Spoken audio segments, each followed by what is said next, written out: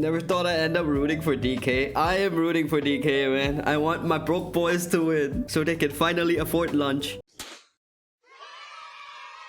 So I saw this earlier on. For those of you who do not know, Gork is Dota Cadril. He co-streams a lot, watches a lot of Pro Dota. Gork started co-streaming Pro Dota before Cadril even became a streamer. That's how far back he goes. This is the unexpected crossover of a century. So let's watch a bit of this.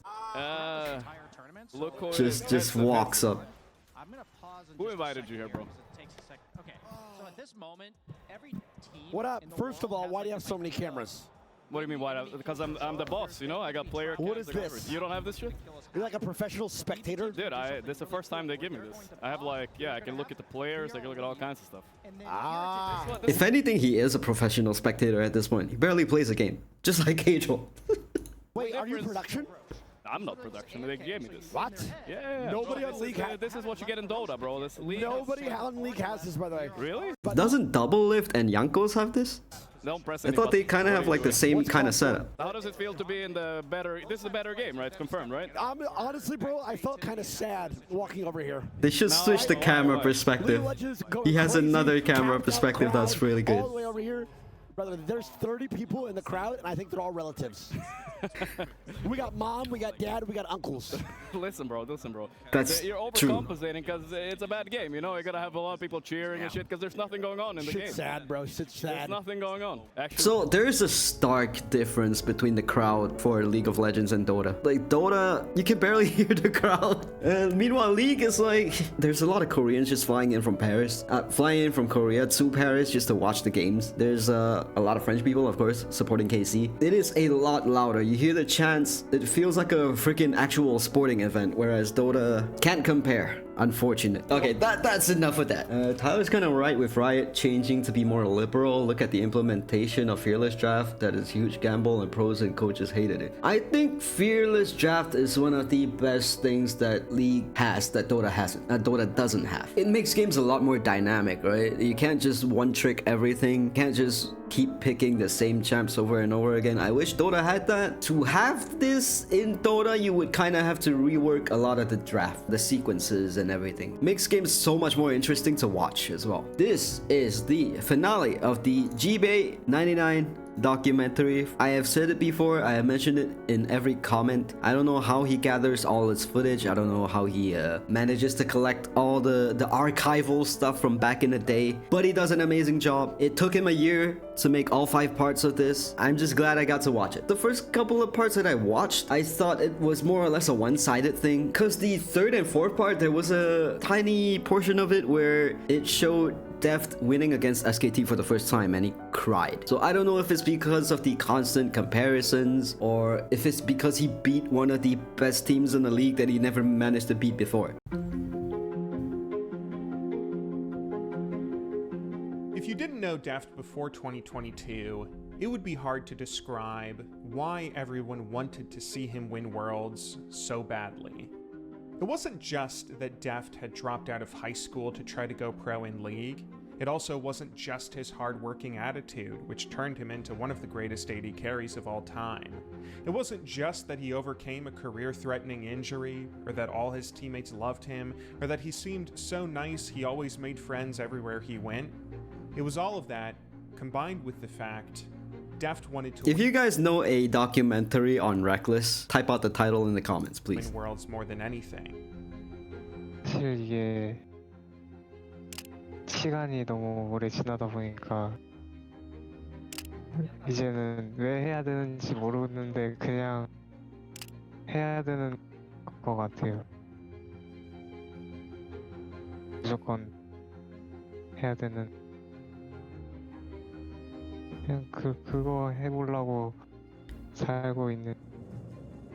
Even though Deft had qualified for League's World Championship so many years, this was the one tournament he could never conquer. He always fell short on the stage that mattered most, and as if the universe was playing some kind of cruel joke, his high school classmate was the one that always got the better of him. The obsession of chasing a title brought Deft back for one more season in 2022, but this year seemed like his longest shot yet. Deft's last dance as he returns to DRX, King and Piosik Zeka, Deft, and Beryl. According to reputable reporter, Midno Flash, Deft is returning to DRX for last dance. So this team has like good names on it, you know, Piosik, Deft, Beryl. But I feel like no, this ain't it. This team ain't it. I feel like Deft might be cashing out a bit here, or I hope. I've said it before. That iteration of DRX definitely felt like the OG lineup that was dismantled and then reassembled. Our boat caught fire during Birmingham. The ship was sinking. Everything was shit. Like we probably had half a ship. We managed to save it somehow. I made it into the most beautiful ship ever. And yeah, I had to be the captain. And they had to go through open qualifiers and closed qualifiers, and then nobody expected them to win, and they freaking won. It has like the exact same kind of story to it, except there's a lot deeper shit going on in OG at the time. So do you guys think if Deft hadn't won that year, would he still be playing? Because he was so obsessed with winning worlds, right? If he didn't win in 2022, would he still be active right now? I think a lot of his health issues would have gotten in the way as well, right? I don't know what it is about League of Legends pro players, but there seems to be a lot of health issues going on with a lot of the players. This season, Deft would be joining DRX, who had a mostly unknown lineup. 3 younger stars were rostered in top, jungle, and mid, none of which having ever won a domestic competition before. The only reliable strength on the team was bot lane, where Deft would team up with a former world champion support, hopefully carrying them to greatness. But in the hyper-competitive modern world of League, this team didn't seem like enough, which is why so many fans were all but depressed that this was going to be how Deft's career would end. What nobody knew at the time, though, was that this year, Deft was going to face his most dramatic season yet. And when Worlds rolled around in October, it would be one for the ages. One for the ages? The trophy in Dota?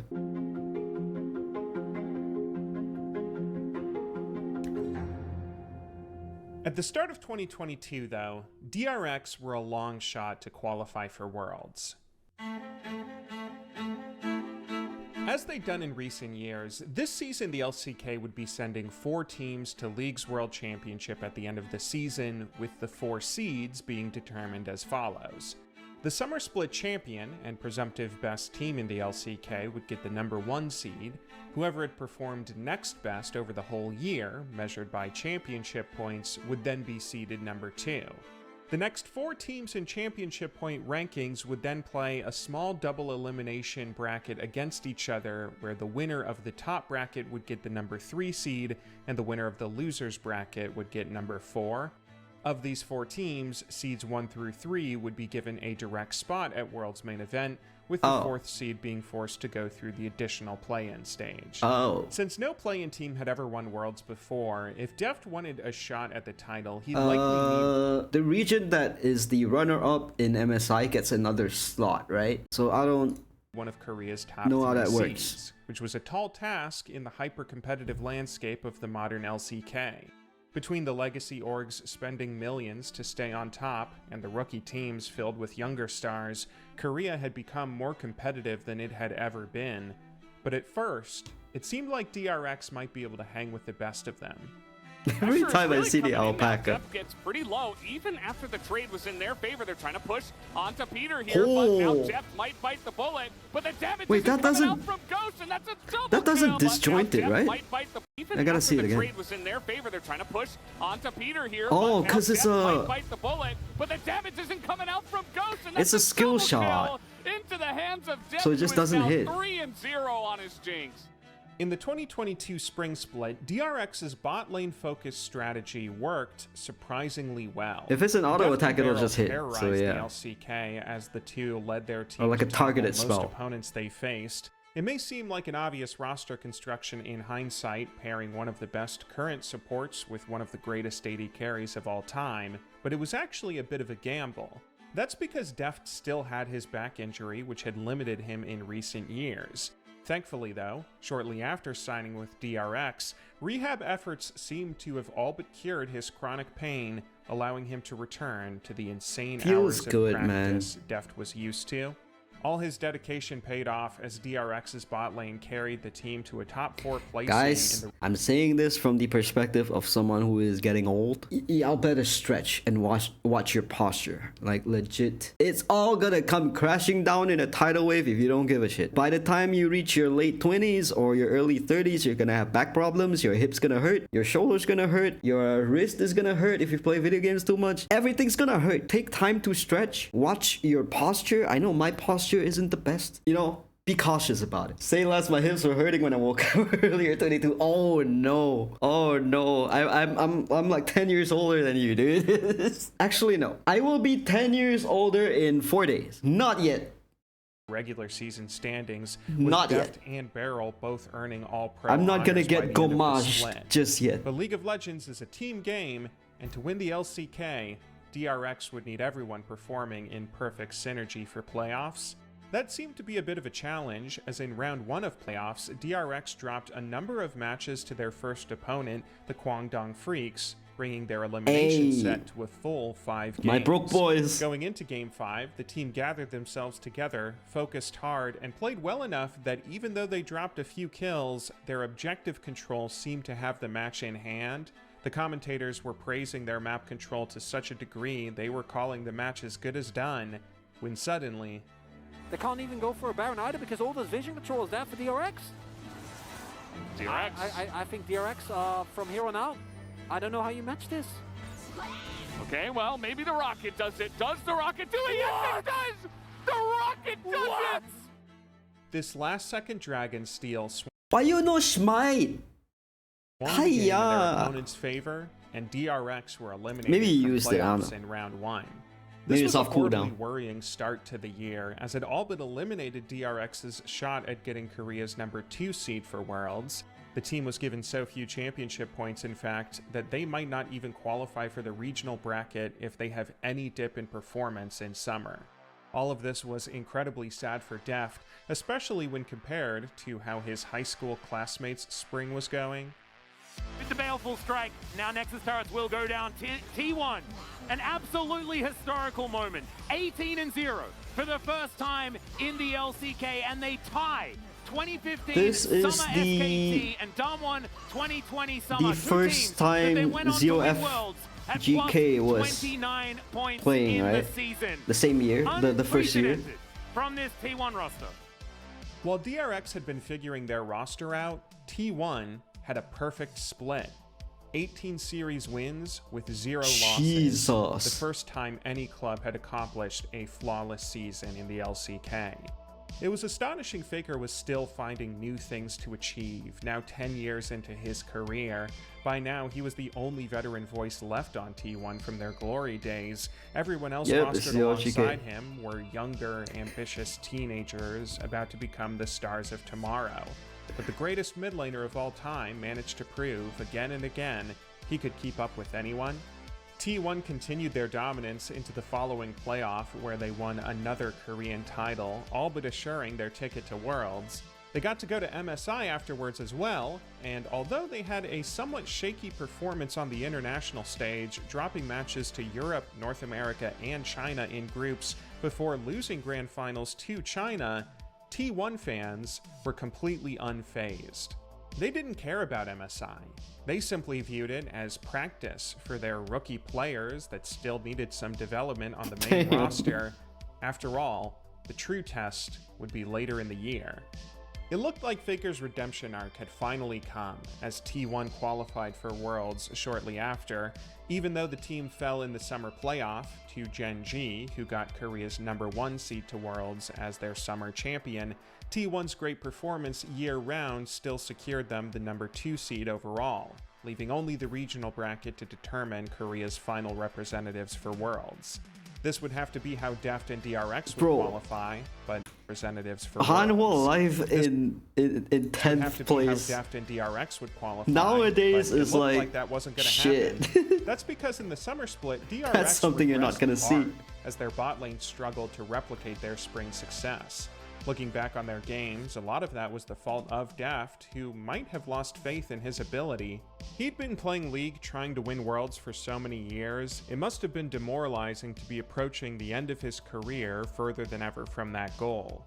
In fact, Deft was about to throw in the towel, deciding that summer that if he didn't at least qualify for Worlds this season, he'd retire and get his military service over with. The path seemed set in stone, as DRX only ended up placing Dude, so 6th. even if he had his back issues, he's not gonna be exempted from military service? Is that how it works in Korea? Over here, as far as I can remember, if you have any health issues that will complicate your involvement in the military service, you can be exempted from it if you have like a prescription or a doctor's note. If I were drafted, I have asthma, so I can't really do it, and I can get exempted from it. The regular season, just squeaking their way into playoffs.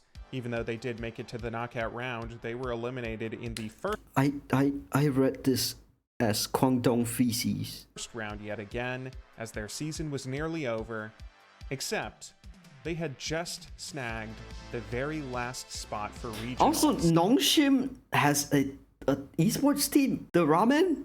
Shin Ramen? They had tied the Kwangdong Freaks in championship points, the same team that had just beaten them in spring, but because DRX had finished one spot ahead of them in summer, they held the tiebreaker to qualify for the regional bracket's very last spot. DRX didn't have much of a chance. They'd have to win 2 best-of-5s to make Worlds, and could only even qualify for Korea's number 4 seed.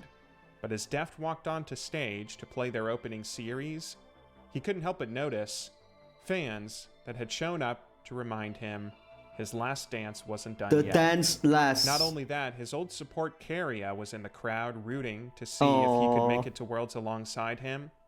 If all his friends and supporters hadn't given up on Deft's dreams, maybe he shouldn't either.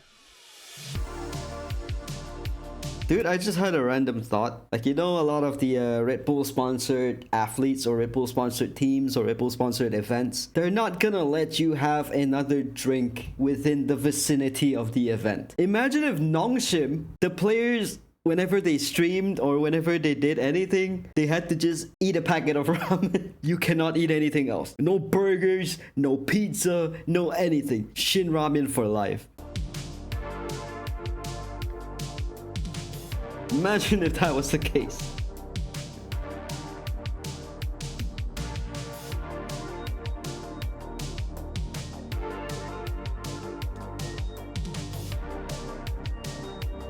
Oh, so even back then it's all BO5. I guess EWC is the outlier, right? The way they just don't have the damage. Rascal off to the side. Can they get anything? No, the answer is Deft moving on forward. Vikler's gonna go down, and DRX will be moving on. Feels good, man. Against Liv Sandbox. I am actually just baffled by this series, Wolf. So I'm assuming everything's just BO5. In Dota, everything's BO3 until Grand Finals, which is BO5.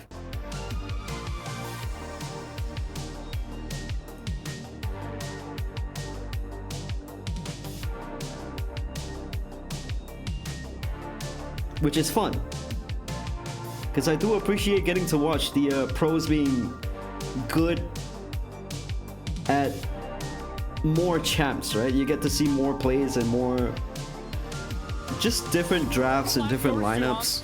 Always find safety in Juhan. As Prince is getting low, he is going to pull them all in, but guess what?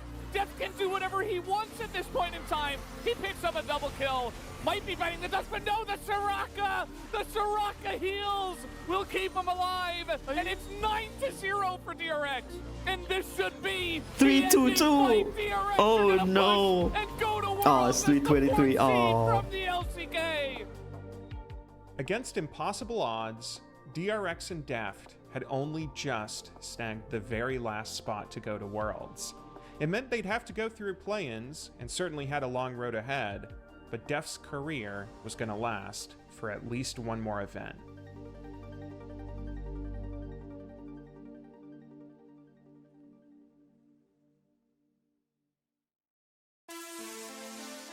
League's World Championship is really on a scale unmatched Tell me they made a plushie of an alpaca for Deft while he was in DRX. in esports. This is a month-long tournament. No way they hosted don't take across advantage of that, multiple right? Cities, where viewers are treated each and every weekend to competition between the best teams in the world. 2022's event was living up to that scale, as after a few years downsized by quarantine, this year's event was hosted across the US and Mexico, with 4 different cities and venues, each featuring Yeah, this part is stages. crazy. As Deft had stated in years prior, Worlds almost feels like a festival. It's just as much a spectacle, putting on a celebration of League itself. And like any good festival, part of the joy in Worlds comes with reuniting with old friends. Aw. Some of Deft's friends had failed to qualify for Worlds this year, or were already retired, Aw. watching the event from their live streams back Dude, home. how much do these tattoos hurt? I don't know what it's called. Is it like blackout tattoos or something like that? When you just... It looks like spray paint. Like imagine one needle fucking poking every little inch of your skin. But others did qualify Holy. and gave him a chance to reconnect. 이제 어제 EDG가 진출을 했다고 들었는데 It's like what? Reverse Michael Jackson tattoo. 또 작년에 이어서 더 강한 경기에서 만나는 것도 재밌을 것 같고 뭐 경기에서 만나지 못하더라도 그냥 얼굴 보는 것 자체가 되게 즐거움이고 작년에 이제 메이커 우승을 했는데 올해는 저도 비슷한 자리까지 갈 수 있게 더 열심히 해야 될 것 같아요. Edward Gaming were a team that certainly meant a lot to Deft, perhaps more than any of his other numerous former clubs. Not only was EDG where he won his one and only international tournament, along with countless other domestic cups, this was also the team that turned him into such a great player. From his support Mako to the hands-on coaching staff, EDG were the org that took a promising shy AD carry and turned him into a world-class superstar, resulting in so many accolades. This was the team, after all, where Deft earned all those MVPs, where he grew close to Chinese fans, so close that upon his announcement that he was returning back to Korea to chase Worlds, fans chanted his name with love, supporting him all the way. Even before DRX's first game of Worlds, Deft was dreaming about how wonderful it would be to reunite with EDG at the main event. But to do that, he'd first have to go through play-ins. Play-ins were to take place in Mexico City, with a format similar to last year's. 2 groups Reunite or kick their ass? There's a difference. played a single round robin, with the top performers earning automatic qualification to the main event, the next few teams playing best of 3s. What are these for the names? Detonation Focus Me. Galatasaray Esports. Unicorns of Love. That sounds like a furry fan fiction waiting to happen. remaining spots. If DRX could get the top seed in their group, they would earn automatic qualification, but that was a tough task this Sounds year. like a as My they were Little drawn Pony into a group fans' wet featuring dream or RNG, something. the defending MSI champions. When it was announced the single match between DRX and RNG would be played on day 1 of play-ins, kicking off the event for both rosters, tons of hype descended on Mexico City. Both these lineups should be making it out, but these 2 rosters had a chance to set a tone for how their worlds would go, and RNG came out swinging. Assaulting battery is available to him. Whether he decides to use it, cease and desist rather. Holds on to the trigger. Eyeball chains come out. Ball breaker, slam down, cease, desist. RNG first play. In the earliest stages of their first match, DRX looked shaky. Let me check something real quick. Come out. Ball breaker, slam How did he get level 6 in 7 minutes? What the fuck? down, cease, desist. RNG first play. In the earliest stages of their first match, DRX looked shaky as RNG were taking multiple dragons and repeatedly killing Well, their no, top actually, laner that's over normal. and over, snowballing an early Now that I lead. think about This it. was the kind of start that teams dreamt of at Worlds, but then came the first team fight. Inside the Twilight Shroud, and all of a sudden RG starting to back away. Breathe has found a flank opportunity onto Deft. Gets the leap in power, did not use the counter strike, holding on to it. Infernal Change pulls backwards, and that's Breathe down. Deft picks up the first of the fight. He continues to fire away, uncontested, unchallenged. Rocket jumps forward, gets the reset, waits for the jump, the boot, the bop. You saw who's going to be able to get away to safety, and Pioshik, the Bramble smash was I still don't know who Deft is known for, but every time I see his highlights, it's always Tristana. Deft is showing us why he makes an appearance on the international stage. It's always a Tristana. 3-0 on the Tristana already. He's massive. Deft was already looking phenomenal just one game into Worlds. He and DRX were able to take this momentum and kept it up the rest of play-ins as they went 5-0 to get that top seed and direct qualification to the main event. Deft said later in post-game interviews that play-ins might have been a blessing in disguise for the team, as the early adjustment to the new time zone and the additional practice of these matches gave their still young roster a chance to really toughen up. 롤드컵 모으는 과정에서 정말 힘들었던 과정들이 많았고 일단 그냥 한 판 진 걸로 저희가 깨질 만큼 뭔가 쉽게 올라오지 않았던 게 도움이 되는 것 같아요. 뭔가.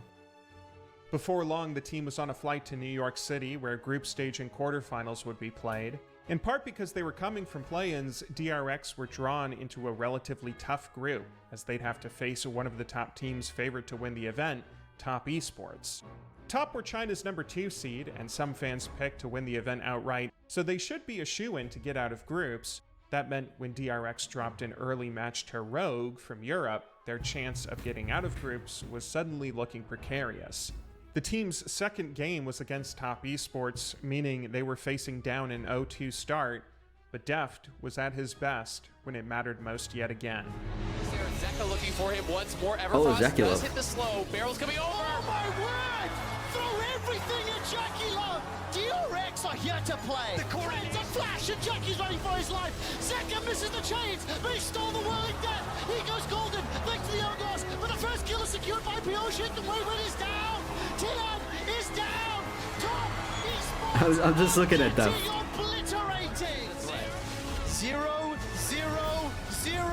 for Knight! Jackie Love is melted! He waddled on the slow and was burst by the 4th seed from the LCK! Pioshik's got himself 3 already. Knight gets at least 1 back when the tower falls. That's 2 more. The Quadra, the Ace, the Base. DRX have done it. This caster. I don't know who he is, but DRX pulled out the victory that not only gave the team more belief in their ability, but also gave Deft some surprise motivation. As the team was finishing off the win and shaking hands with their opponents, they came up on stage to do one final bow for the audience before going off to prepare for tomorrow. And it was there Deft saw EDG fans who had shown up just to cheer him on. oh,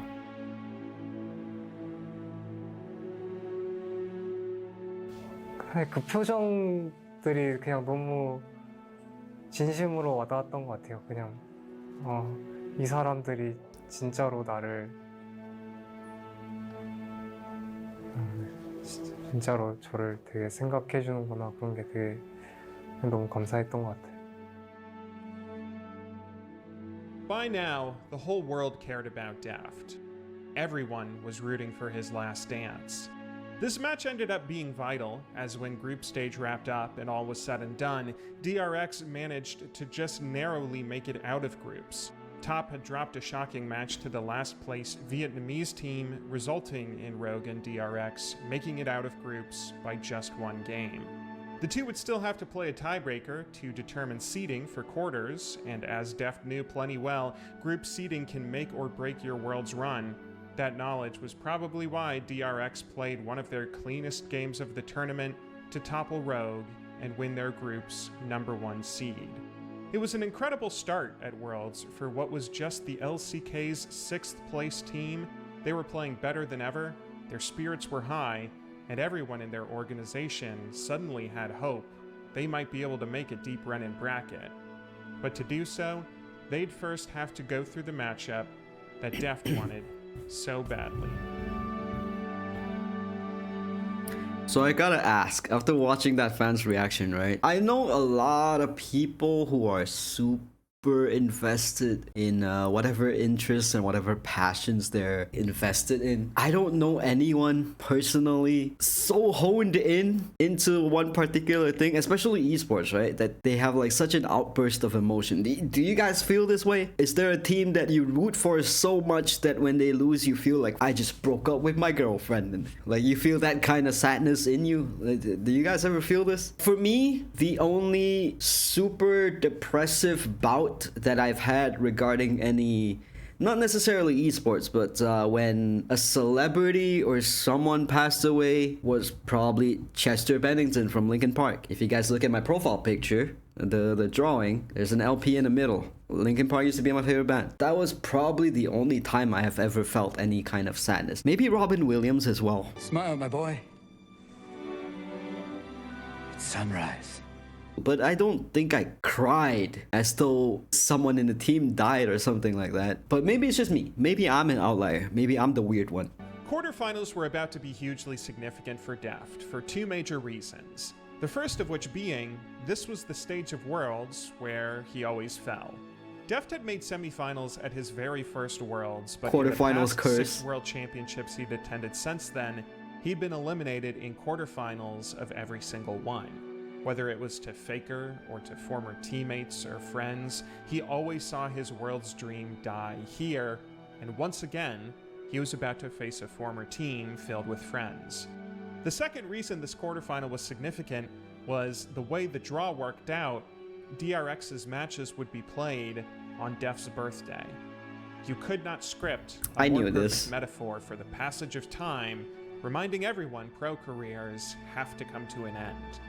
As Deft took the stage with DRX for their Make or Break series, I can imagine he must have felt the weight of the moment, but he didn't show it, at least not to his younger teammates, instead starting the series off with an optimistic comment.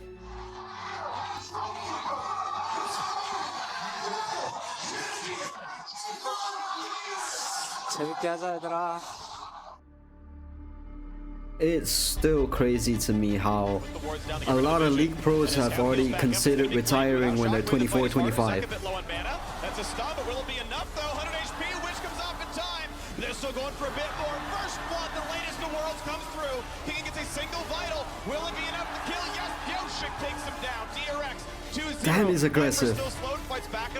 Is it gonna fight him in the ass though? No, it's fine. Yep, it bit him in the ass. Level 13 on the Azir, gonna look for the play onto Barrel, finds the shot back, kills him, without a single spell cast, in goes Rondre, there's a second, make over the wall, the chase down for Kingen, gets single kill, kick back, but not taken down, staying alive, down to half health, finds a 3-man slow, but JJ on the chase, no mana. Stays alive, flash in for Viper, Yeah, they're fucked, right? No? Forces DRX to flash away, Second gets the kill into Viper, a chase, Scout is here to finish the job. Deft on the wrong side of the map, and Scout is here to kill his former teammate. W auto cube. Yeah. No shot. Hovering around behind, they don't see Kingen on the flank, but here comes the arrow. Arrow hits Scout, Smite fight, not just yet, it's gonna be reset on the Drake.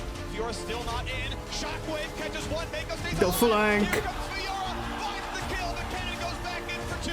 And you got a bunch of damage still on Azeka. Stopwatch buys some time, Fiora goes for broke, but his ankles are just that. The kick, and it's Scout securing the kill. On for a triple.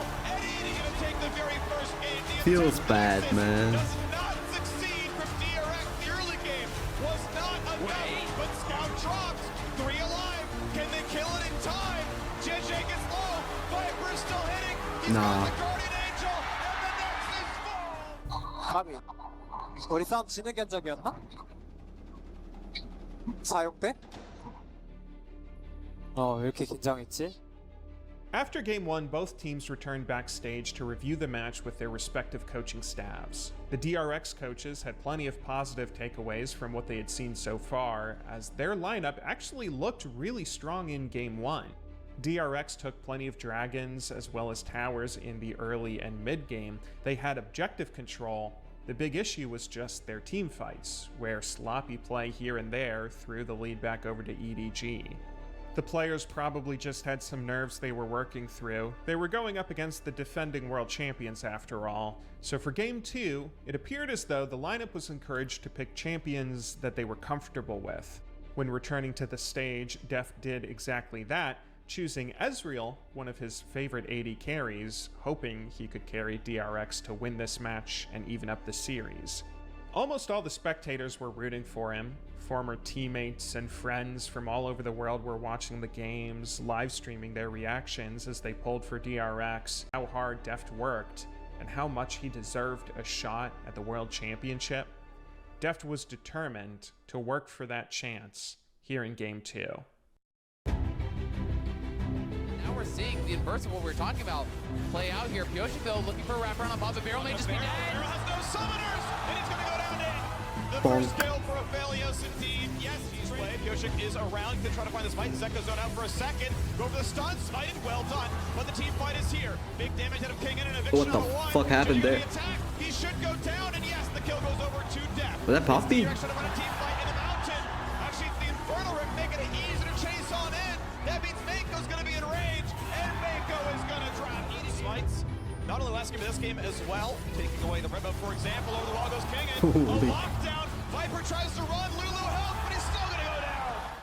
By the 30-minute mark, this second game was looking great for DRX. Although EDG were ahead in kills once again, DRX had actually taken so many objectives, they were the ones with the gold advantage. They still needed to break open EDG's base, but after taking Baron, they were able to force some fights that evened up the kills and knocked down a few inhibitors. By the 38-minute mark, Baron was back up, and if DRX could take this, they would be able to overwhelm EDG's base. EDG knew this and sent everyone over to contest it, including their top laner Jax, who had to use his teleport for positioning. They fought DRX off, but then left themselves somewhat exposed after pushing down a lane, which led DRX to try and counterattack. Viper has flash. Viper has flash. Oh, the roost on to Pioshik. Will it be the kill? Stone Plate is not enough. Viper is simply too huge. Viper does it again. The root from the Gravitum stops Pioshik finding that pick on the Mako, which would have been the difference maker in the fight. DRX now a man down. Can they stop EDG's Baron? DRX just lost their jungler, meaning they had no smite. EDG naturally responded by making a beeline for Baron, but in this split-second moment, Deft noticed something odd. In the last fight, Azir had used his teleport to join up with EDG, meaning the team had no teleports left.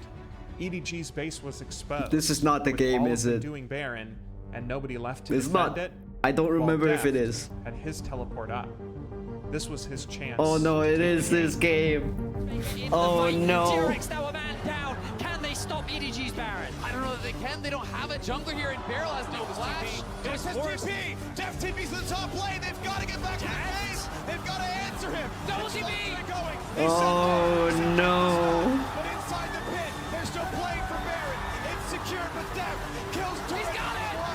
He kills turret number 2. And the Nexus is in his eyes. And he's gonna get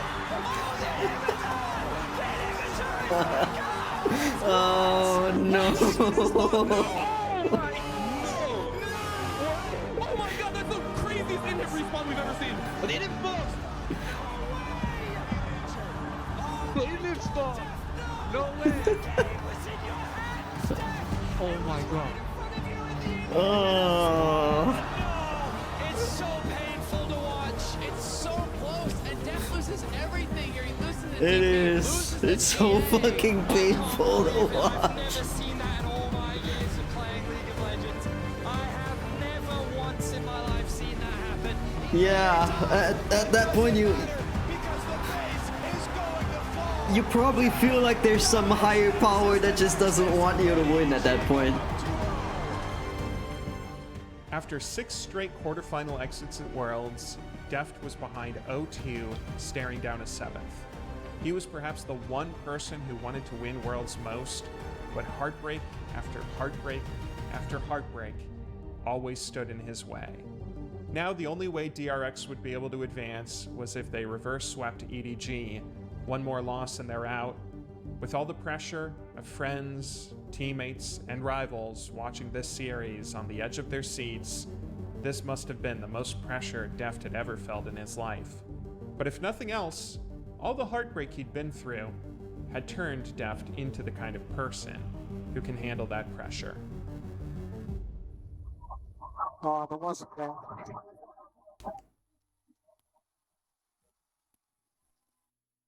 괜찮아, 이길 수 있다.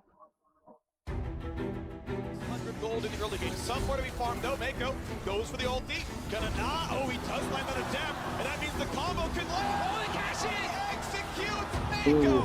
Viper comes in. Guarantee the kill. Renata ult. Gonna land a Fiora. And they're gonna catch a whole lot of damage. Scout Scout has to burn his Zonias. Will the re-engage look good? He's silent, he is shut down! A huge fight for Deft! He gets the auto he needed. Kingen is crazy, yeah. Gets to post it, but it's already set. But here comes Kingen. Not as crazy as Zeus, but he's crazy, yeah. Scout nearly dead, gets the Zonias away, gets away from the flash, berserk in the backline. Isn't enough damage, it does not run out of Trump. Pyosik gets the ulti with 50 health left, and he's gonna burn the stopwatch now as well. Flandre needs to live, gets a bit of healing, but it's not gonna be enough. Chicha mostly left alone, knocked up and slain, and Deft will take another head. That sounds so bad. Knocked up and slain. God. Bro. DRX do not falter, they do not give up, and they stand strong in the face of the reigning world champions. 재밌네. 우리는 항상 이렇게 올라왔어. Dude, after the game with the inhib, how do you even mentally recover from that shit? Being Deft, like, being the one who made the play, you probably just have to say something like, we fucking won this. They ain't got shit. It reminds me of what Seb told Anna in the game where they lost with, I think Anna Spectre. All good. We have 5 games, we're allowed to throw one. It's part of the fun. Don't let it get to you.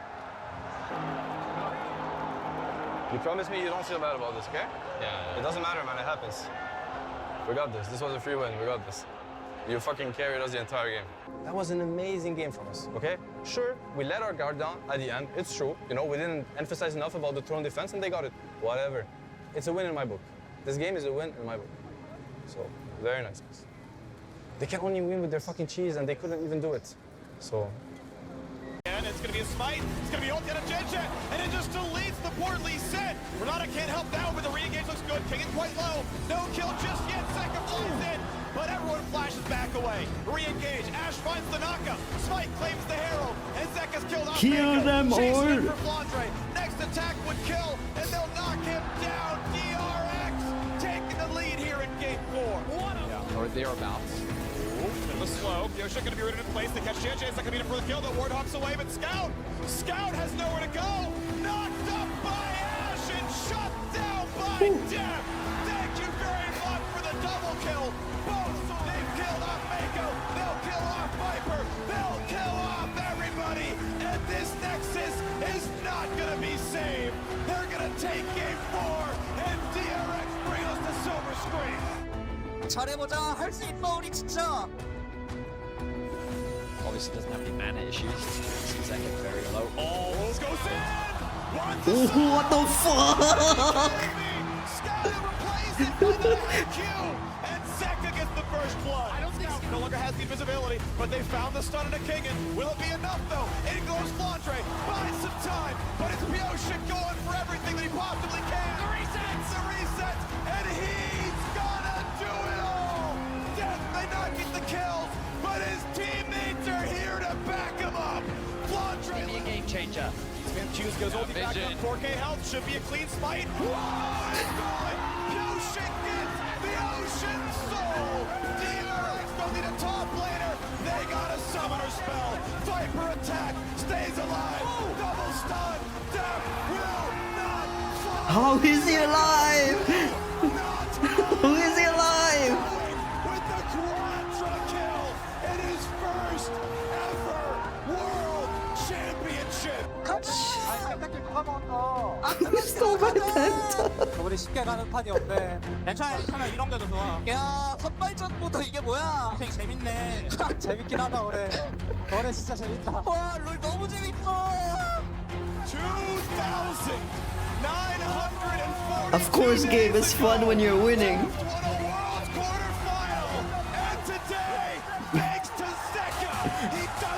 Ask your opponents if they think the game's fun. The reverse sweep happens for DRX. Deft is able to remove the curse of quarterfinals, and he will find an incredible win over the reigning world champions. For the first time since his very first Worlds, Deft had made it past quarterfinals. Here on his birthday, against the team he shared so many memories with, he finally overcame his biggest wall. Naturally, in this moment of triumph, Deft was brought on stage for the team's post-game interview. He was the star of the show after all, and everyone wanted to know what this moment felt like for him. First up, happy birthday, Deft. 생일 축하드립니다. Secondly, Deft, it's been 2,942 days since you made the last semifinal. What does it mean to finally be back? 우선 가장 먼저 2,942일 만에 4강 무대를 다시 밟게 되셨습니다. 데프트 선수에게 어떤 의미인가요?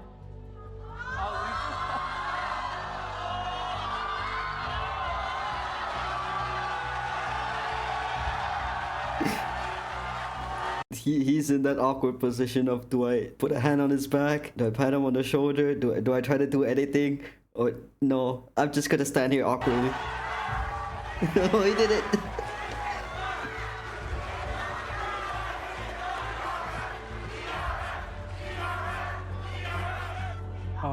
안 울려고 했는데 갑자기 눈물이 나가지고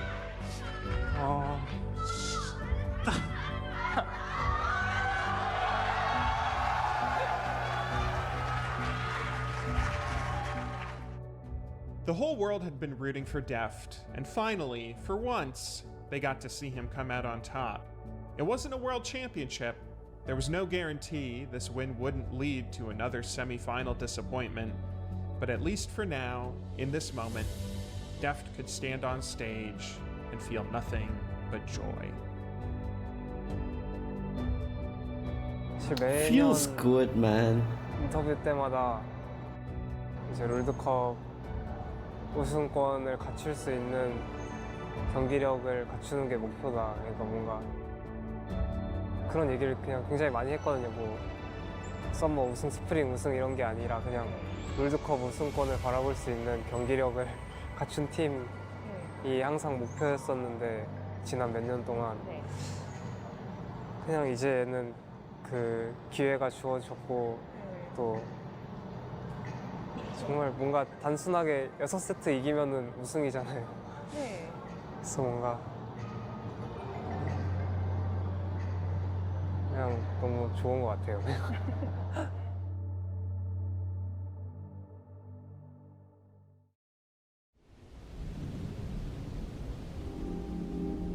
Before long, DRX were on their flight to Atlanta, Georgia, where semifinals would take place next weekend. The last time Deft had made it this far was back during his first Worlds in 2014. That was the year he was supposed to win it all with Samsung Blue, but fell to their sister team Samsung White, who went on to hoist the Summoners Cup instead.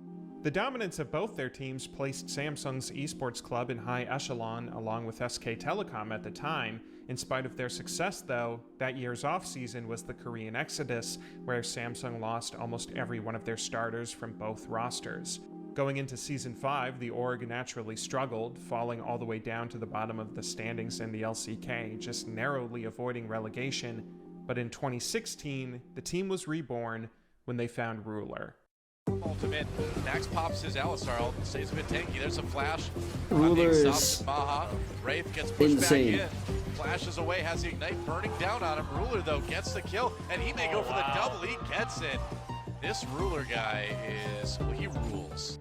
Ruler was an AD carry from Korea's challenger scene and proved to be the answer to all of Samsung's problems. Coupled with the support player Core JJ, Ruler led Samsung back to relevance as they managed to finish top 4 in the LCK summer before then qualifying for Worlds through Korea's regional bracket. As if that wasn't impressive enough, Samsung then made a run at the 2016 championship, going past group stage, deep into bracket, and coming just one game away from winning everything, falling only in the final match against SK Telecom. But Ruler didn't leave the organization. He stuck with them and ran it back in 2017.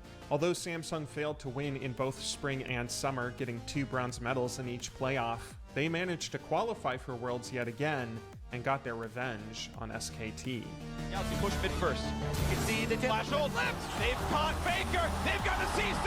The mid laner is down. The unkillable He disappeared. Alive as Ruler stays in, life stealing. In the back line, they found more as Hootie does not have a way out. Pops to Yolt, but he has no exit route. He does not. Ruler on the Nexus. The upset is complete as the kills come through. The SKT dynasty is over. Samsung had become inarguably the most successful team other than T1 in Korean League of Legends history. Even to the date of this recording, they are the only team not named SKT to win more than one world championship. Oddly enough, the Samsung Corporation dropped their esports division after this world's victory, but the team itself stuck together. The coaching staff, players, and organization kept trucking along under new ownership, at first competing in 2018 spring under the name KSV Esports, but soon rebranding in summer as Gen G. If there was any doubt that Gen G were the spiritual success... I mean, to be honest, Samsung made the smart decision of pulling out of esports early. If you want to lose money fast, you start up an esports team. ...to Samsung, the next 4 years put those doubts to rest. From 2018 to 2022, Gen G reached one accomplishment after another. In 2018, they made their first Worlds under their new name after a run through the regional bracket. In early 2020, they topped without their the first G. LCK table. In late 2020, they made their first quarterfinals at Worlds, and in 2021, they made it all the way to semis after cementing themselves as a top 2 club in Korea.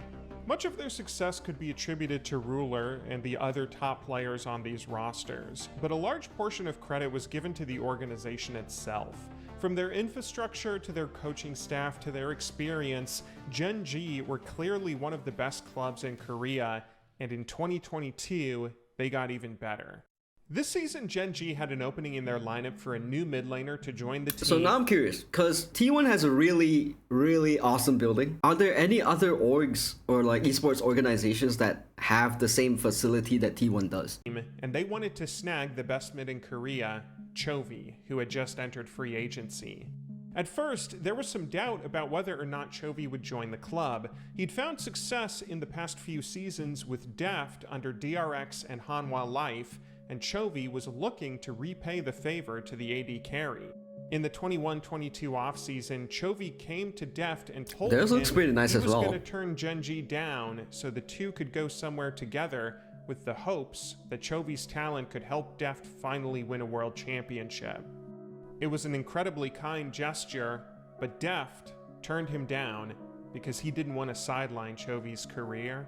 He knew what a great organization Gen G were and encouraged Chovy to take their offer, which the mid laner reluctantly did, creating the Goliath of 2022. Across this season, Gen G did everything right, with Chovy and Ruler teaming up to give the club their best season yet. They finished top 2 in spring to follow up with a first place summer split, where after topping the table, Chovy took down Faker and T1 to win his first Korean championship. Gen G had kept their success rolling well into Worlds, where now Deft had to face another former teammate blocking his way to a world title.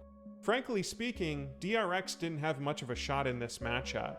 Their quarterfinal may have been brilliant, but the talent of Chovy and Ruler, coupled with their organization's resources, was too much to overcome, which everyone saw in Game 1.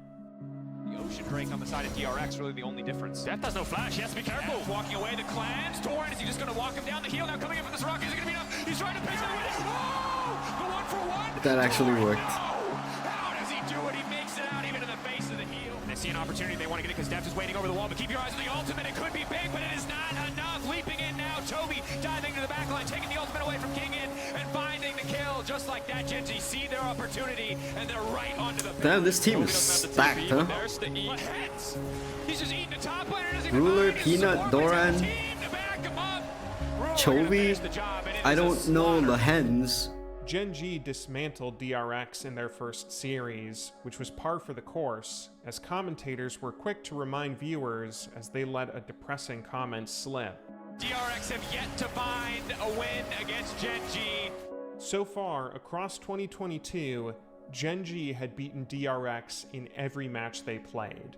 Deft hadn't been able to win even a single game in any series against this club. First time for everything. With the eternal debate always raging over who the best AD carry was of all time, most fingers were now pointing away from Deft and straight towards Ruler. If he goes on to win another World Championship, snatching away Deft's last chance, then all legacies would be as good as wrapped. The DRX lineup only had two things going for them in this moment. Firstly, they had a lot of youth, meaning most of their players didn't know any better. The four younger stars on the team were still brimming with optimism going into Game 2, hopeful that they could win, even though they were against a team that had done nothing but throttle them all year. The other thing they had was one veteran voice who knew right now he had everything to play for. Kicking off to the side, the barrel's gonna be big. Zaka now leaping forward. Zaka trying to land everything. It looks like he's gonna take down the head. Lahan's still standing! Lahan's still alive! They can't find him, but King finding one! No touchy. Oh, touchy. That's the power of the Dragon. Zaka leaping forward, looking to lock Doran down. The flashback of the wall. It's Chovy on the backside, but it's Chovy in turn who will be locked up. He's ignited. He dashes out. He's ready to that was that was a thing. That was one of the plays of all time.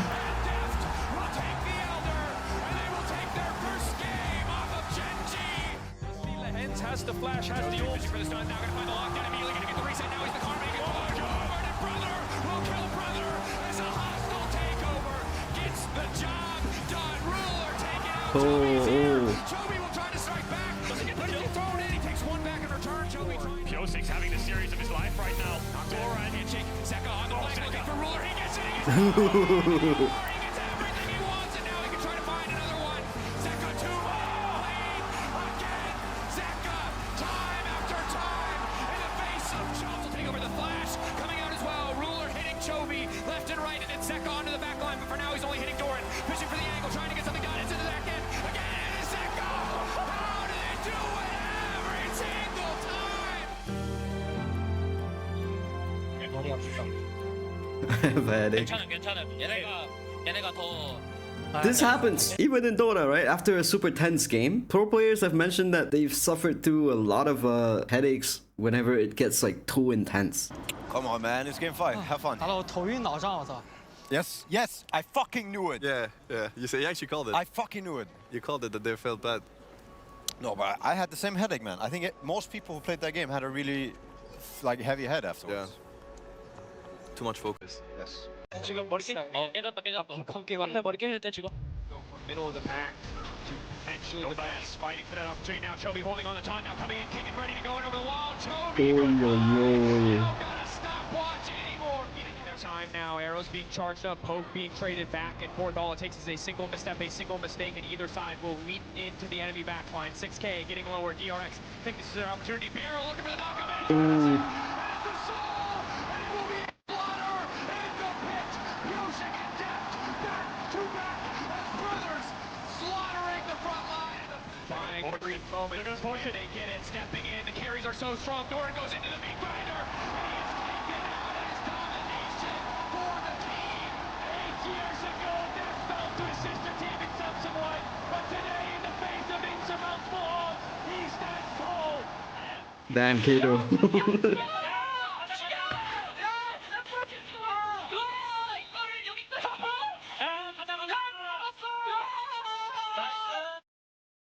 For the first time in his decade-long career, Deft was going to a Worlds Grand Finals. Damn. The dream he had for so long was never closer to being realized. What was fascinating for Deft, though, was how his feelings changed over the course of this series. As he was brought on stage for yet another post-game interview to be asked how he felt being so close to hoisting the Summoners Cup, he gave an unexpected answer. What do you want to say to all of your fans throughout the years that will finally see you at Worlds Finals?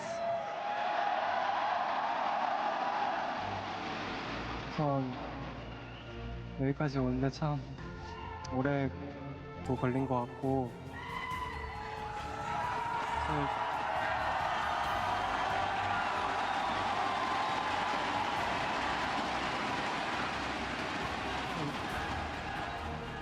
사실 뭔가 우승을 하려고 프로게이머를 처음 시작했는데 그 과정에서 이렇게 저라는 선수를 되게 응원해 주시고 또 제가 이기면 되게 기뻐해 주시고 지면 같이 슬퍼해 주시는 팬분들이 너무 많이 생겨서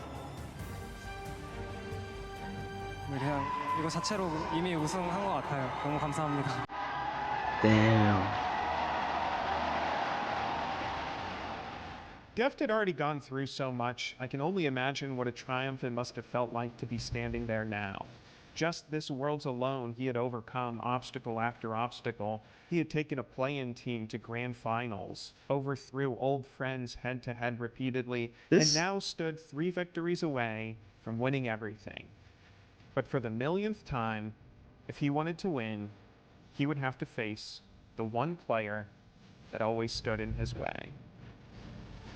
This feels like a validation run, you know? Across the entire time Deft and DRX were on their way to finals, Faker and T1 had been set on the exact same trajectory. Coming off their summer runner-up placing in the LCK, T1 were given a direct qualification to World's main event group stage as Korea's number 2 seed. It wasn't number 1, and they were on a bit of a backslide compared to their perfect spring split, but even now, fans believed redemption was finally here. XDD Faker. T1 were drawn into Group A, where they'd have to face North America's number 1 seed, China's number 3, as well as Europe's play-in qualifier, which was kind of a big deal, as all 3 of these regions had taken games off T1 back in MSI's group stage. If SKT was no better now than they were back then, this group stage might be tough, but as it turned out, T1 were a much better team. Where's the follow-up? They take out the jungle. Gigi gonna back away now. Zayu's so strong in the 1v1, leaving him isolated.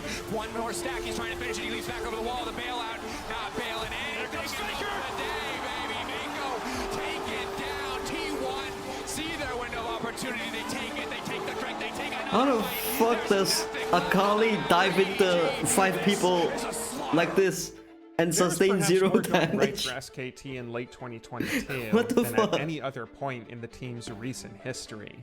Their roster was playing well, the coaching staff had great drafts, and Faker was almost like his old self.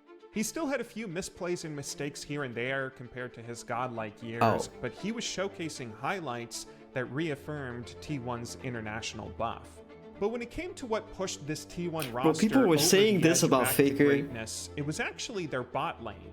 The team's AD carry was a player named Guma Yushi, a name who had been hyped up for a number 4 of years ago. Guma was notable in that he'd been developing under SK Telecom ever since he was a teenager back in 2018 as one of the org's young trainees. He showed promise early and often, but also had the additional motivated backstory of being the younger brother of one of the greatest StarCraft 2 players of all time, eager to carve out his own esports legacy here in League of Legends. T1 had grown Guma into a great player already. Damn, esports is in that family's he DNA. took his play to another level while paired up with the best support in the game. 5 members there. Would have been a 5-member snare. Macarian knows it's the best option. Another lamp. Oh, man!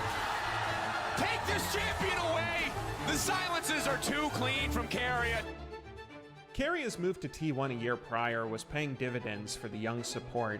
He was already great when playing with Deft on DRX, but nothing compared to the organizational power in Korea of playing for SK Telecom. His addition to the club and synergy with Gumayushi bot lane was really what pushed this roster from being great back to being legendary, and at Worlds 2022, it earned them a top group placing. SKT's bracket run began with a rematch of semifinals where they were drawn to face RNG in quarters. Although RNG were a play-in team, this series actually started off pretty tense, as both Faker mid lane and Zeus top lane had some pretty rough mistakes.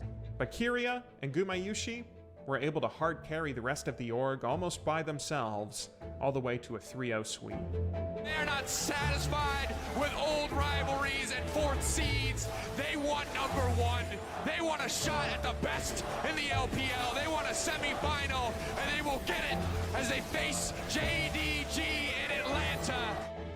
Their semifinal was another Chinese matchup, as T1 were then sent off to face JD Gaming. So did they announce the venues for Worlds this year yet? To win Worlds. Like where it's China gonna be, had the won 3 of the play-ins, last the whatever other stages there is, and the finals. This year's in Dallas, and the finals is in New York. Riot is cheap this year. Hey, they're willing to shell out more than Valve, let's just say that. World Championships, meaning even if Faker and T1 were Korea's best, they should be underdogs in this series. It looked like they were underdogs when JDG shut down Faker, Zeus, and Owner in Game 1 to take a relatively easy victory starting the series off. But then, T1's bot lane came through yet again. It's interesting because the counter from T1 is Rift Herald support push on top side while Guma using... Oh! He finishes the kill this time, but with the Gale Force. Oh, he's gonna die. He's gonna get shut down. The Wallward back into the jungle takes down the ADD jungler. They're not done yet. Faker flashes. Who do you guys like more? A bunch of damage. Guma, Yushi, or Pays? And that's gonna be him. The barrel hits two. 369. Dude. Stop watch, immune to the fear, but it's not gonna matter. There's the eighth. The Nexus turrets fall. T1 back to the finals for the first time in 5 years in a team full of homegrown, home-scouted talent. T1 had taken down JDG to make it to Grand Finals. Faker was closer than ever to his redemption arc, and Keria was closer than ever to his first World Championship. Now, he just had to beat the AD carry he promised Worlds 2. And he was stressed beyond belief this year. 저한테 우승 시켜주겠다고 예전에 말한 적이 있는데 그 약속을 지킬 때가 된 것 같습니다. 제가 이기겠습니다. It was honestly absurd that this was going to be how Deft's story ended. He either had to go and beat yet another... Hello, Keria. It's time to call in a favor, bro. You remember that promise you made years back? Time for you to keep it. Former teammate and friend, or he would lose to the player that promised him a championship. All these matchups across this Worlds clearly weighed on Deft's mind, as he knew the history better than anyone. 사실 저는 같은 팀원들 같은 팀에 있을 때 항상 제가 아는 모든 걸 다 알려주려고 하거든요. 이제 그런 사람들이랑 다시 적으로 만나는 게 뭔가 되게 어려운 일인 것 같아요.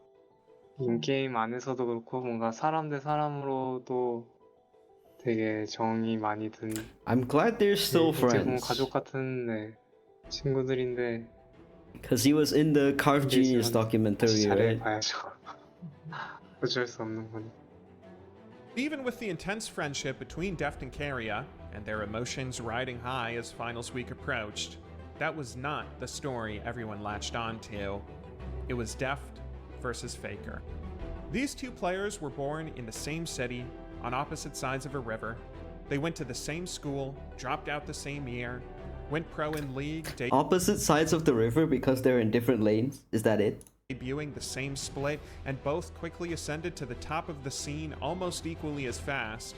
They were each Korea's best team going into back-to-back Worlds, and both played their roles at such a high level, they each sustained some of the longest careers in League, earning accolades as the best in both of their positions.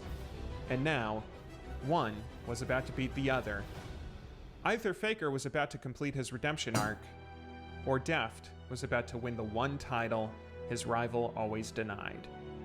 The week-long wait was excruciating, but after an eternity, Saturday night finally came. All of history had built to this moment.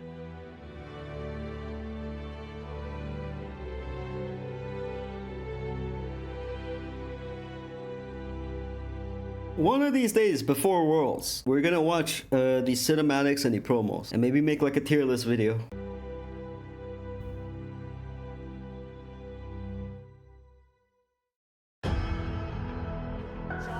Was to distract, and distract he did. Drake secured as Faker Dude, the editing is so good in this. 40% engaged. Zeus ready for the re-engage. Fate sealed, and Deft is down. The music choices and the editing. And T1 are ready to go. Life to keep Kingin out of the fight. It's a fully forward. They started up Baron. Baron's gonna burn fast. T1 got it at half HP. Barrel also at half HP. Pioshik and Deft ready to fight. Chains of corruption fly out. They're gonna find 3 different targets. Faker is low. Faker is down. Damn. Zeus tries to fight. Owner into the back line. Gonna pick one back up. Deft gets guardian angel out of Gumayushi as Piyoshik is ready to fight. Kingen is crazy. Shot to kill the king, and he doesn't miss. Faker falls. Gumayushi and Zeus as well. Zeka's team being ended here, and Owner's smites are sick. DRX though, Kingen might be in trouble. Zeus looking for Zeka's on the way. Nicely done from Carrier and from Zeus. Deft is just gonna give him another as DRX crumble around the smite steal. Faker trying to chase after him here. Uses R1, finds the E, but now a TP is coming in. Now the ulti's coming over from Maokai. Now DRX. Never mind. Faker, the smoke will not save him, and DRX 5v4. 우선 여기까지 오는데 굉장히 오래 걸린 만큼 좋은 결실을 맺고 싶고 이번 상대로는 우승을 할 만한 재력이 있는 그런 실력을 보여드리고 싶고 선수로서 페이커라는 선수가 굉장히 존중받아야 되는 선수라고 생각해서 그런 선수랑 이제 최고의 무대에서 보게 돼서 되게 좋은 것 같습니다. This my thumbnail right here. I don't gotta edit anything. This is my thumbnail right here. Deft speaks like me when I'm not streaming.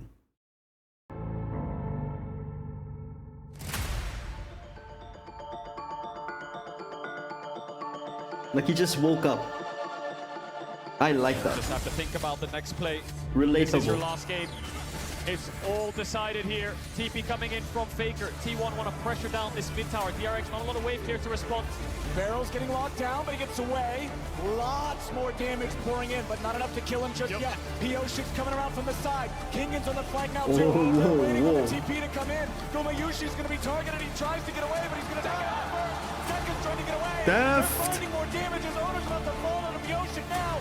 Zeus wants to fight against Kingan. The ball keeps him alive, and DRX is winning the fight.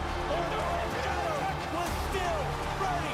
Faker died. Zeka goes in, and Carrier. Holy. Yep, keep your eyes on Piyoshik and on Barrel. DRX, they don't even have their jungler in the pit. They are not going to commit to the Baron. They are looking for some sort of a play. Barrel is burning, but they're ready. They're turning. Piyoshik has Faker. Carrier barely lives. He's trying to run away, but Zeka and Piyoshik are still chasing him down. A bullet to the head, and Deft pulled the trigger. Drake gonna slightly reset. Gonna come down to a smite fight. King and ult is off. Barrel has the ultimate back up. No carries on the flashes. Look at the trap line. Look at the Caitlyn. He's trying to zone him away. Owner goes in. Owner is now. The Drake secured. T1's giant. What even happened? What even happened?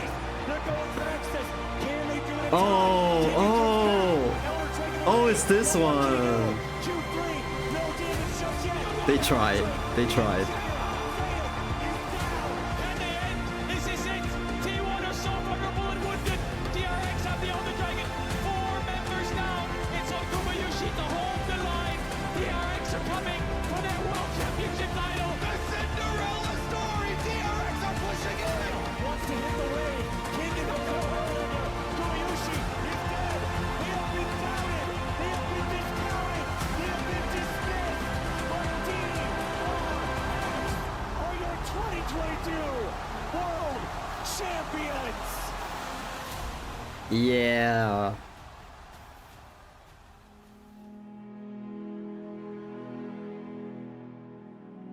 Okay, don't show that carrier footage again, please.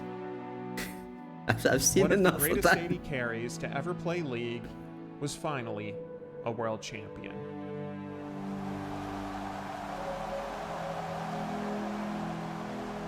Oh, you can see them all. Oh, you can see them try In the to post-game interview on stage, Deft get carrier off the naturally stage. couldn't control his emotions. He was completely open to the world, showing everyone just how much this meant to him. When asked what he'd like to say, he thanked his friends, teammates, coaches, every player who had helped him across the years to reach this beautiful moment. But then, he just enjoyed it. 소감 부탁드립니다.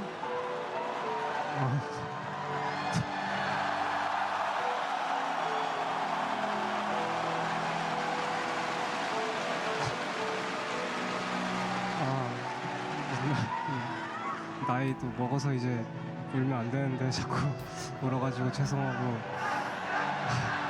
I think everyone would, like, if you're in that position.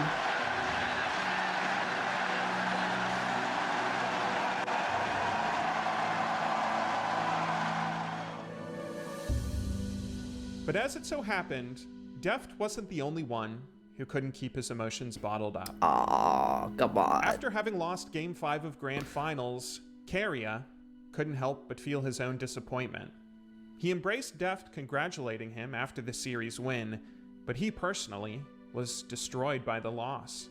The denial of Worlds and heartbreak found in League had finally been passed on to a new generation, and Keria was taking the brunt of it. Now he was the player who didn't know if he'd ever go and win Worlds, terrified he just blew his one and only chance. And in this moment of hopelessness, Faker comforted him. Dude, the way he just like shaking when he cries, Worlds it's just 2022 may have ended there, but League's story never does. fucking Time hard to continued watch, onward, man. And as it so happened, none of these players chose to retire after all. Faker and Keria pressed on with new motivation to get back to Worlds and finish their redemption arc, filling the following season with so much narrative, it deserves its own documentary.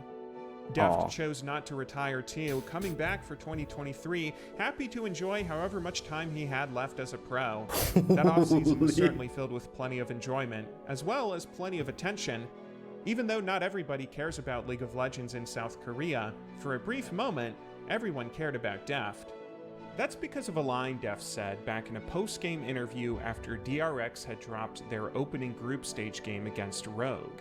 While reviewing the match, the interviewer was asking Deft how DRX could bounce back from such a disappointing start with such a long road still ahead, to which Deft stated, "The important thing is the unbreakable spirit." Once Deft made it out of groups, fans began repeating the quote, and after DRX won Worlds, it became a national rallying cry. Soon the quote could be seen everywhere across the Korean peninsula, ranging from K-pop groups repeating it in interviews, to sports websites using it in captchas. It's The excitement crazy. peaked when the World Cup came around and Korea's national team made an unexpected run, escaping a group of death with a pivotal last-second win against Portugal, which led to players celebrating by holding up the Korean flag with Deft's words scrawled on it. Damn. It's crazy how much crossover 오늘 세 개인가 League esports have with like mainstream media. 아침에도 SBS인가 거기서 그걸 했는데 갑자기 그걸 보고 KBS에서 또 하겠다고 해서 네. 갑자기 인터뷰가 또 생겨. 완전 유명해졌는데요? 그러니까 그 축구 선수분들 때는 뭔가 본의 아니게 갑자기 일정이 많이 생겼어. I guess it correlates too, right? Because you look at a lot of K-pop fans being fans of League esports, and they'll like maybe take quotes and stuff like that. And K-pop being globally as popular as it is, kind of just influences the world. But the national and international fanfare only mattered so much to him. What really meant more than anything to Deft was his friendships. Following his Worlds win, each former coach, teammate, and connection he had made over the years began reaching out and congratulating him on a job well done. Even his greatest foil couldn't help but give him praise. He did alright. 이번에 처음으로 롤드컵 우승했는데 그럴 만한 자격이 있는 선수라고 생각하고 굉장히 축하한다고 말해주고 싶은 마음입니다. Damn. I can only imagine how satisfying it must have been to have that weight lifted off his shoulders. To have come so far, worked so hard, and seen everything finally pay off after years of falling short. It must be a strange thing to be given such a storybook ending, because after that, what arc does your life take next? Nobody knows for sure what's next for Deft, or what else he'll find on this earth, but he's made it abundantly clear he appreciates everything that led to this moment. Feels good, man. 내년에 보여줘야지, 다음 경기에 보여줘야지, 다음 시즌에 보여줘야지. 이게 10년 동안 반복했는데 그 끝에 다다르고 나서야 이제는 내가 맞았다고 말할 수 있는 결과를 낸 것 같아서 그게 너무 좋았던 것 같아요. Oh, the alpaca became the alpaca king. 그것처럼 프로 생활하면서 언제가 제일 행복했냐면 Winning worlds. 롤드컵 우승했던 날보다 그냥 Oh. It's the journey. 여느 때처럼 팀원들이랑 먹고 Not the 떠들고 destination. 그냥 어느 하루 그런 기억이 오히려 더 행복했던 기억으로 남을 것 같아요. 저는 그냥 사람 그냥 게임 좋아하고 되게 즉흥적이고 되게 살고 싶은 대로 사는 사람이에요. 좋아하는 거 하는 거 좋아하고 싫어하는 거 하는 거 싫어하고 근데 정말 운이 좋게 좋아하고 잘하는 게 딱 맞아 떨어져서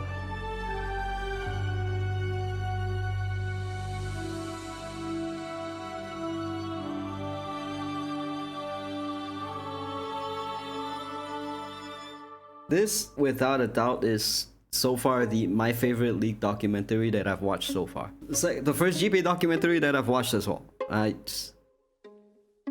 Honestly speaking, I think Deft is a lot more relatable than Faker, right? Because whenever you think of Faker, you kind of have this thing where you put him on a pedestal. He's already...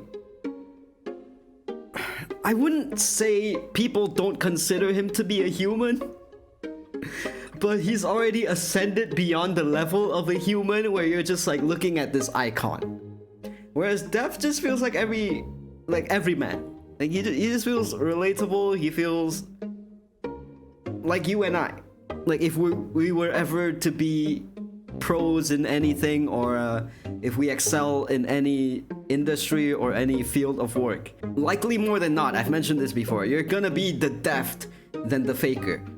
You're gonna be someone who might not necessarily be the absolute best there is. As long as you achieve something, that's already really good enough. You don't gotta be the best. You don't gotta be remembered as like this iconic figure. You don't gotta be the legend. Maybe it's because I have never actually seen a documentary that humanizes Faker, because most of the things that I've seen is mostly just how good he is, how much of a god he is, how much of a legend he is. He's a machine.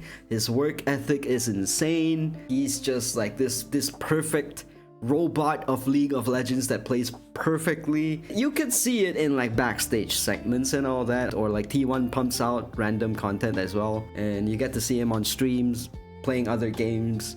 Maybe it's different there. Also, 2PR trained to have an interesting on-camera personality. Maybe that could be it, yeah. I mean, he is the face of an entire org, right? So it's understandable that he has to kind of be PR trained. Faker is the John Cena of League, right? I'm sure most of you will agree with this. John Cena, in a lot of interviews, especially nowadays after he's retired from the WWE, you still don't really know where the real John Cena starts and where the PR trained John Cena starts. So okay, thank you guys for watching though. I will see you guys when I see you. Peace.